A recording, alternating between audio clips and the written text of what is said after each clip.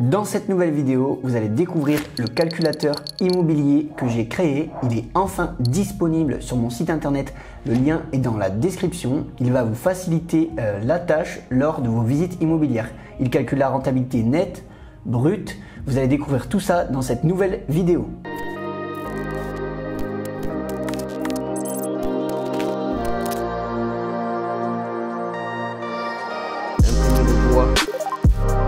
Ensuite, l'un des principaux avantages de la construction,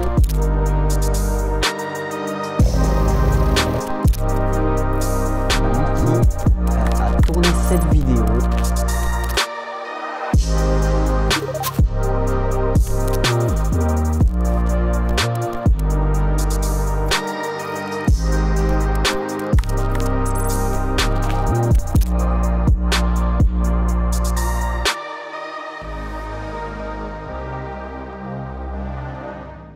Bonjour et bienvenue dans cette nouvelle vidéo. On se retrouve pour ce petit format cocon à la maison, toujours à l'île de la Réunion. Aujourd'hui le temps est mauvais, donc je vous fais une petite vidéo sur l'immobilier, sur le calculateur de rentabilité que j'ai créé. Je vous présente tout ça tout de suite directement sur l'ordinateur qui est juste là. On va parler de la rentabilité, de comment vous simplifier la vie avec ce calculateur lors de vos visites immobilières, et le lien sera en description si vous souhaitez l'acquérir. Il est sur mon site web dans l'onglet boutique. Allez, on passe tout de suite derrière l'écran. Nous voilà derrière l'écran. Donc normalement vous allez voir le calculateur de rentabilité qui est affiché. Alors du coup, l'objectif d'avoir créé ce calculateur, c'est lors de mon projet immobilier de la maison, quand vous avez pu suivre sur la chaîne YouTube, je vous mettrai un lien ici ou ici sur l'une des vidéos pour la maison. J'ai cherché des terrains, j'ai cherché aussi des maisons à rénover, et je me suis rendu compte qu'il fallait se simplifier la vie avec tous ces calculs de rentabilité brute, nette, calculer les frais de gestion locative, etc. Enfin voilà, pour la maison, moi c'était un choix de résidence principale, mais j'ai anticipé. Donc en fait là on est devant, pour faire simple en fait, toutes les cases qui seront grisées, vous pourrez les remplir, et toutes les autres vous n'y touchez pas. Tout se fait en automatique. Donc là on peut voir ici qu'il y a aussi l'achat avec négo, sans négo, les travaux, etc. Je descends, je vous fais une visu globale, et après cette vidéo sera aussi sur mon site web. Ça sera une vidéo explicative du calculateur de rentabilité. Vous pourrez vous en servir de tuto si vous n'arrivez pas à l'utiliser, au moins dans le premier temps, le temps de vous adapter. J'ai oublié de préciser, ce calculateur de rentabilité, il est pour le moment que disponible en version Mac OS. Je vais travailler sur la deuxième version par la suite. Il sera disponible pour plus de personnes sur un format Google Doc ou un format doc partagé. J'essaierai de vous faire ça, comme ça tout le monde pourra y accéder. On voit les coûts d'exploitation, donc je vais tout vous expliquer dans un instant. J'ai aussi fait un petit tableau de crédit, voilà, pour avoir les mensualités, pour que tout se calcule. Et ensuite les prix d'achat au mètre carré par ville, pareil, je vais tout vous expliquer. Et la petite légende qui est juste en bas, donc la case grise à modifier comme je viens de dire, et les autres à ne pas toucher. Il y a tous les calculs, donc ne vous y aventurez pas, ça sera un peu compliqué. Après de toute façon, vous pourrez me poser des questions sous la description avec un petit commentaire. Salut Thibaut, j'ai une petite question sur le calculateur de rentabilité, comment on change cette variable là, et je vous aiderai avec grand plaisir. On commence par le haut. Admettons que vous visitiez un bien, on va faire des tests, que vous visitiez un bien et que vous connaissez la rentabilité, ou alors plutôt les loyers que vous avez peut-être estimés à l'année. Donc on va faire un petit exemple sur, par exemple, vous faites sur une moyenne de 18 000 euros de loyer à l'année, vous rentrez 18 000 euros. Il va falloir connaître la superficie de votre bien, donc on va partir sur sur un bien de 40 mètres carrés, pour faire simple. Voilà, donc les loyers en dessous, c'est les loyers mensuels qui se calculent automatiquement. Bien sûr, on calcule la rentabilité sur les loyers annuels. Voilà, ici le cash flow, pour le moment on n'y touche pas. On descend directement à l'aspect coût d'acquisition. Donc là vous allez rentrer le coût d'achat de votre bien avec ou sans négo. Je ne sais pas comment ça se passera en fonction de vos recherches. Donc moi je vais faire comme si que je ne l'avais pas négocié pour le moment, parce que je vais vous faire un exemple avec les prix au mètre carré juste en dessous. On va dire que le bien vous coûte 90 000 euros. Voilà, les frais de notaire c'est environ 10%, comme ça vous serez un poil plus large. Je crois qu'il y en a qui disent que c'est 8%, mais au moins vous êtes un poil plus large. Les frais bancaires, vous allez pouvoir les modifier ici. Je viens juste de faire une petite modif au même moment parce que j'avais oublié de mettre la couleur. Les frais bancaires, donc vous allez pouvoir les rentrer juste ici. On va faire un exemple. Par exemple, vous avez le frais de fonds de garantie de 1500 €, plus 500 € de frais de dossier. On va dire que ça fait 2000 € de frais bancaires. Et vous voyez que ça se modifie directement en dessous. Donc voilà. Ensuite, il y a les travaux qui sont juste ici. On part sur un bien à 10 000 qui est complètement pourri. On va dire que vous mettez 25 000 € de travaux. Hein. C'est des exemples. Alors après, les travaux, il faudra les affiner avec des artisans, bien sûr, faire plusieurs devis, comparer, et ça vous donnera le montant exact des travaux pour pas vous tromper dans votre financement et ne rien oublier. On sait qu'en ce moment, en plus, les taux, c'est très compliqué, que les enveloppes emprunteurs, elles réduisent vachement. Donc, le calcul de tout ça est très, très important. Donc, le total, vous ne calculez pas. Pour le moment, vous avez tout qui est calculé. Ensuite, on passe au coût d'exploitation. Donc là, c'était les coûts d'acquisition. Vacances locatives. Donc, pour le moment, moi, je ne le mets pas, mais j'en ai pas. Généralement, on additionne aussi les vacances locatives. C'est quand, par exemple, vous êtes sur du Airbnb où il y a des mois qui ne sont pas loués ou encore des loyers qui seront peut-être impayés. Donc vous pouvez les ajouter en fonction du montant que vous souhaitez. Pour le moment, je mets 0. Moi, pour l'exemple, ça sera beaucoup plus simple. Ensuite, on a ici travaux d'entretien annuel. Donc moi, j'ai mis 500 €. Le rafraîchissement des biens, par exemple si c'est du Airbnb, il y a beaucoup de passages, il faudra peut-être changer des choses. Enfin voilà, c'est un petit budget qui permet de rafraîchir tout ça. La P&O, donc si vous ne savez pas ce que c'est, la P&O c'est la propriétaire non occupant, c'est une assurance qui permet de couvrir le propriétaire sur son bien. Ensuite, on continue sur le coût d'exploitation qui est juste en dessous. La taxe foncière, donc là moi j'ai mis 480, on va arrondir à 500, ça sera plus simple. 500 € à l'année, des fois pour vous ça sera plus, ça sera 1000 en fonction de si vous avez des jolis communs, une piscine, ça peut augmenter, un jardinier en fonction du bien que vous choisissez. Cotisation foncière des entreprises, c'est si vous êtes en entreprise, donc soit en loueur meublé non professionnel, vous allez avoir un numéro tiré ou en SCI. Donc voilà, vous allez sûrement avoir des taxes d'entreprise, vous pourrez les rajouter ici, à cotisation foncière. On passe ensuite à l'entretien, donc les communs, copropriétés, souvent vous avez un surplus, comme j'ai dit en haut, la taxe foncière peut augmenter en fonction de ce que vous avez, mais c'est différent, vous pouvez avoir des charges de copropriété en plus, plus le ménage, plus le nettoyage des communs. Enfin voilà, et ensuite pour le dernier coût d'exploitation, c'est en option, c'est la gestion locative de votre bien, donc Airbnb ou en nu. Soit vous le faites vous-même et vous économisez ça sur les premiers biens, c'est plus pratique de le faire soi-même. Soit vous faites appel à la gestion locative avec une agence. Donc là, moi j'ai mis exemple avec Portail Imo. Vous demandez à cette agence de gérer votre bien. Généralement, c'est environ 10%, mais il y en a c'est plus et il y en a c'est moins. Donc faites attention aux chiffres. Moi j'ai calculé 10% pour faire une moyenne.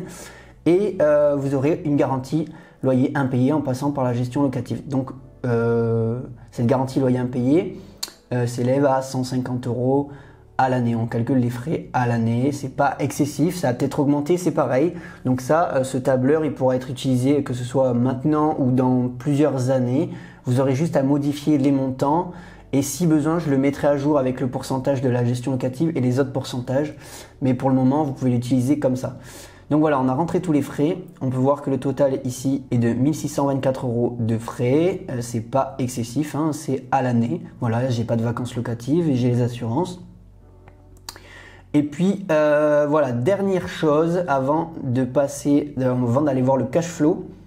Le cash flow, ceux qui ne savent pas, c'est, on va dire, pour faire simple, le surplus de trésorerie que vous dégagerez avec votre bien immobilier. J'ai préparé un tableau avec les crédits sur 20 ans et 25 ans. Donc le calcul est fait sur 240 mois et 300 mois. Vous avez le coût à l'année et le coût d'acquisition total. Donc ici, ça se calcule tout seul en fonction du coût que vous avez rentré en haut et les frais. Voilà, donc on peut aller voir, coût d'acquisition, pour faire simple, il y a 126 000. Pas besoin de le changer ici, on peut voir en remontant en haut qu'avec le coût d'acquisition, il est de 126 000 €, travaux, frais bancaires et frais de notaire inclus. C'est ce que vous allez vous faire financer. Attention, en ce moment, les taux d'intérêt sont plus hauts, je le répète, et votre enveloppe ne sera pas la même. Et peut-être que les banques même, je vais remonter au coût d'acquisition, ne vous prêteront plus pour les frais bancaires. Ça s'appelle les financements à 110%, donc tout inclus. Je pense qu'en ce moment, ils vous prêteront, c'est juste mon avis, hein, mais je pense qu'ils vous prêteront principalement que pour les travaux et les frais de notaire. Il faudra peut-être mettre de votre poche les frais bancaires ainsi qu'une épargne de précaution, je pense d'au moins 10% des derniers échos que j'ai eus. pour mes futurs projets. Voilà pour le petit conseil. On revient sur l'aspect tableau. Tout se calcule ici. Vous avez votre mensualité qui se calcule. Voilà. Et c'est ce qui va donner le cash flow de votre bien. Hop, je remonte. Je l'ai mis en haut parce que au moins il n'était pas en bas du tableau. Et comme ça, c'est plus pertinent. Si vous faites votre visite, vous rentrez juste ça et vous êtes tranquille. Donc là, on a le cash flow de la couleur verte qui est différent. Ici, c'est votre cash flow net après toutes les charges enlevées. Ensuite, on a le cash flow avec la gestion. Donc, je trouvais ça sympa de savoir combien de cash flow ça faisait en enlevant la gestion sans avoir enlevé votre crédit. Voilà. Et du coup, on a notre cash flow réel avec le crédit enlevé sur 20 ans et le crédit enlevé sur 25 ans. Voilà, donc ce qui est logique qu'il y ait plus, c'est parce qu'un crédit sur 25 ans vous réduit la mensualité et ça vous permet d'avoir un meilleur cash flow. Donc sur ce bien, on a un cash flow de 944 €, toute charge enlevée. Évidemment, je n'ai pas parlé des impôts. Pourquoi? Plus compliqué à calculer parce que les impôts seront en fonction de votre statut, donc loueur meublé non professionnel, loueur meublé professionnel, SCI, en nom propre, enfin voilà, ça se calcule différemment, mais au moins ça vous donne une grosse idée du cash flow que vous pourrez faire et vous avez juste à savoir, eh bien, avec votre comptable, avec ce cash flow là, si vous rentrez dans vos frais avec les impôts. Généralement, si vous optimisez bien en LMNP, avec les travaux qu'on vient de rajouter là, vous ne devriez pas avoir d'impôts pendant un certain temps. Voilà pour le cash flow et ensuite on remonte en haut et on a la rentabilité brute et la rentabilité nette de notre bien. Donc là, ça nous donne une grosse visu globale du calculateur. C'est chouette parce qu'on a rentré que 1, 2, 3, 4, 5, 6, 7, 8, 9, 10, 11, 12 cases. En 12 cases, on se fait une idée globale, c'est très rapide. Donc là, ça fait un tuto, mais ça sera très rapide pour vous une fois que vous aurez compris comment on l'utilise. Et vous avez votre rentabilité brute, votre rentabilité nette et votre cash flow net directement. Voilà, bien sûr, après le crédit.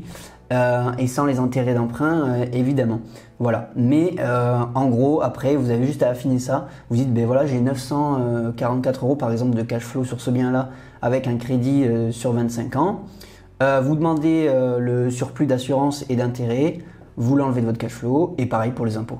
Mais généralement quand vous voyez ça, vous dites quand même que c'est une bonne affaire parce qu'un cash flow de 944 € par mois, autant vous dire que c'est une très bonne affaire. On passe tout de suite au petit tableau juste en dessous pour vous expliquer en quoi il va vous aider. Comme à mon habitude, on est en cours de vidéo pour le soutien de la chaîne, c'est gratuit. N'oubliez pas de liker, partager et vous abonner. Vous êtes 93% à regarder mes vidéos, à ne pas vous abonner. Alors n'hésitez pas, le bouton il est juste en dessous, ça me soutient, c'est gratuit. Et puis on fait grandir la chaîne, je vous fais encore plus de contenu, plus de vidéos. On prépare plein de vidéos sur l'île de la Réunion, du voyage, voilà, on teste plein de concepts. Ou alors des petites vidéos comme maintenant sur calculateur de rentabilité, des choses liées à l'immobilier. Et je vais aussi préparer des vidéos sur l'immobilier à l'île de la Réunion. Donc restez bien connectés, activez la cloche des notifications et on continue pour cette vidéo. On continue avec ce petit tableau pour le prix d'achat au mètre carré par ville. Donc j'ai mis calcul. Voilà, ça va se calculer tout seul. Alors, ce qui est intéressant de savoir quand vous faites vos visites immobilières ou votre recherche, c'est de comparer le prix au mètre carré. On parle plutôt au prix au mètre carré que le prix global. Ça vous permet de savoir si vous êtes dans le prix du marché ou si vous n'y êtes pas. Ce que j'ai fait, c'est que moi, j'ai listé 4 sites internet pour vous guider. Vous pourrez cliquer dessus, ça vous enverra directement sur les liens pour vous aider à calculer vos prix au mètre carré selon votre ville. J'ai rentré les coûts moyens, donc ça c'est quand j'ai créé le calculateur rentabilité, mais on peut le faire ensemble. J'ai préparé un petit onglet, donc hop, on va commencer par meilleurs agents. Voilà, donc j'ai tapé la ville de Bordeaux, hein, c'est la ville où je suis natif, pour vous donner un exemple, mais vous ferez pareil pour vous. Donc là, ce que vous pouvez faire pour un appartement, une maison, nous on va dire que c'était un appartement, donc vous prenez le coût ici, vous rentrez ici votre ville, et ça va vous donner une estimation du prix mètre carré, savoir si vous rentrez dans vos coûts. Hop, on continue. Donc là, on était sur meilleurs agents, on change, on recommence. Cette fois-ci, on va sur PAP. Pareil, ils ont un petit calculateur. Alors pourquoi, vous allez me dire pourquoi je fais ça? Ah, je suis encore sur Paris. Pourquoi je fais ça? Eh bien, en fait, c'est pour faire une moyenne des prix au mètre carré pour, en gros, prendre tous les sites et pas avoir qu'un site et qu'une seule estimation qui peut vous biaiser vos calculs de rentabilité. Comme ça fait une moyenne et ça vous met dans le bon chiffre. Donc là, on est à 4 650 € pour PAP. Ça a bien augmenté d'ailleurs. Hop, maintenant, on va sur se loger. On est à 4 952 € pour Bordeaux. 4 952 € pour Bordeaux. Et le dernier, on est sur Efficity. Alors évidemment, vous pouvez vous rajouter un site si vous le souhaitez, mais 4 sites, je trouve que c'est plutôt correct, hein. Ça vous donne une bonne moyenne. Et là, on est sur 4 780 € pour Bordeaux.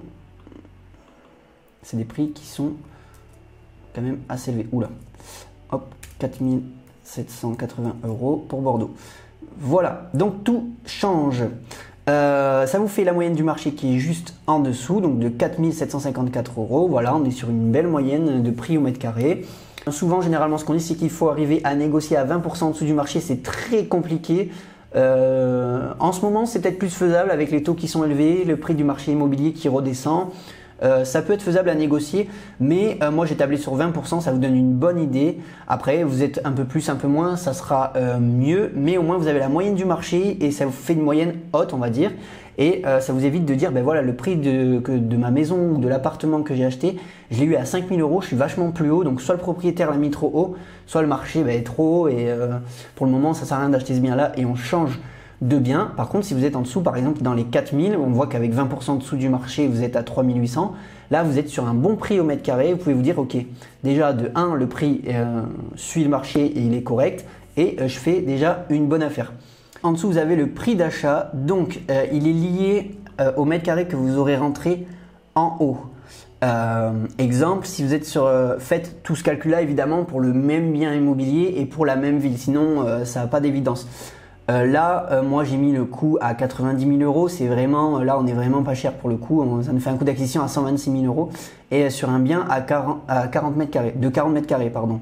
Donc là évidemment que quand c'est ce prix là, vous n'avez pas besoin d'aller calculer le mètre carré, vous savez que ce prix du bien est très intéressant.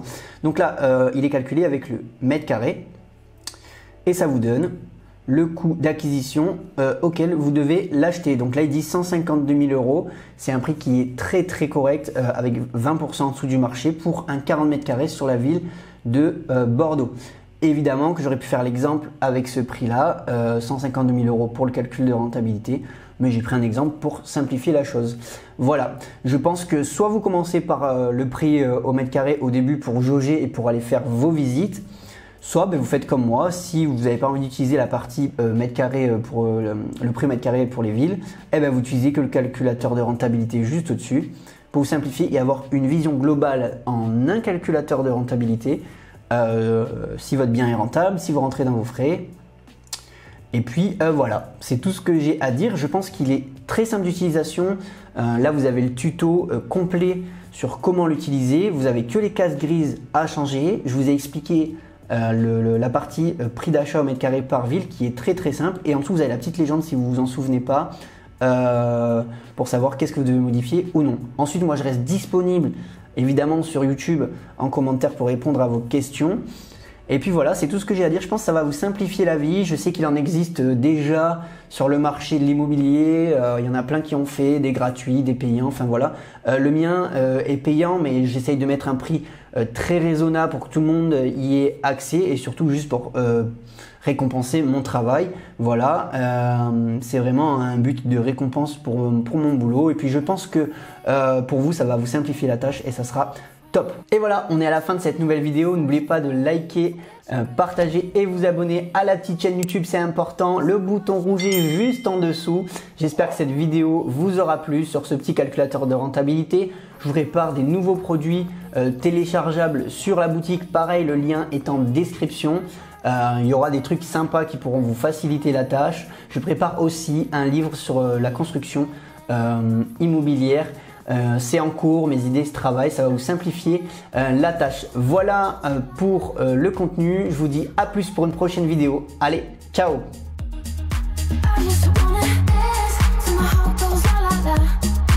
I just wanna